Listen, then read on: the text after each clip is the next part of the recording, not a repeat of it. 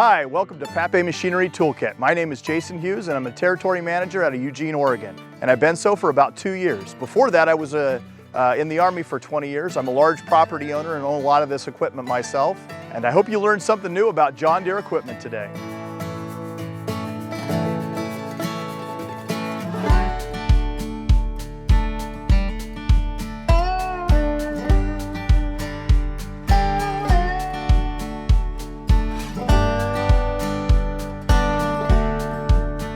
Today we're going to talk about ballasting our tractor. So what is ballast? Ballast is the ability to add weight to your tractor to keep the center of gravity as low as possible. A lot of my customers are first-time tractor users. If they come into a pile of gravel and they start to lift that pile of gravel up, they're going to notice quite quickly that the rear end of that tractor will probably pull itself off of the ground. Our tractors are high load capacity on the front loader, and so that will allow itself to pick itself up off the ground. And so we definitely don't want to have that happen. It's also critically important to ballast our tractors because we want to keep the center of gravity as low as possible. The center of gravity of your tractor is critically important for rollovers. If you're moving along on undulating terrain or going up hills, if your center of gravity isn't low, you have the potential to roll over. And so when we like to put ballast in the tractor to get that center of gravity as low as possible. Let's talk about the different kinds of ballast that we add to our tractor. So first, let's talk about tire ballast. This tractor is ballasted with about 800 pounds per tire worth of liquid ballast. It's bio ballast. It's a derivative of beet juice that we use. I like the beet juice option for our tractors because it's biodegradable if it ever was to leak out. It's non-corrosive to the rims, and it's also, it has a lower threshold for freezing, and so it's got a lower freezing point, and so it won't freeze in the winter.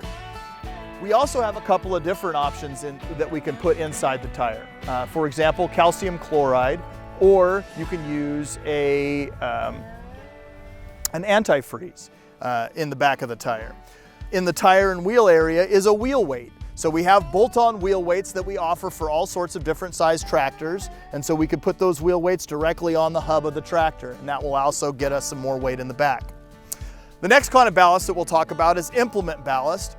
The easiest solution for implement ballast would be a ballast box. So a ballast box is literally just that. It's a box that you can put weight in, i.e. gravel, sand, cement, whatever you have lying around your house to get that to put a lot of weight on the back end of that tractor. You can also get some of that weight from these heavier implements. This box blade, for example, offers about 400 pounds of ballast on the back of this tractor. More still, you could put a rotary cutter on the back, getting more weight on the back end of it. So just think about it as the farther you put that weight out, the more counterbalance you have for your loader. Again, just always allowing that ballast to keep that center of gravity as low as possible to the ground so that you don't flip over or get into a hairy or sticky situation that you can't get out of. I hope that we've learned that ballasting our tractor is critically important.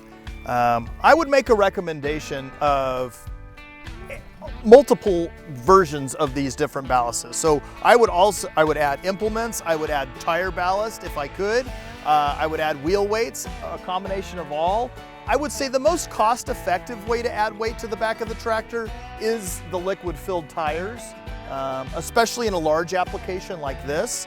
That is probably the cheapest way to add ballast to it. But regardless, you have to have ballast on the back of that tractor for safety. And so I hope this video has been educational and helped you make that choice on which ballast is right for you. Hopefully it's all of them. Thanks.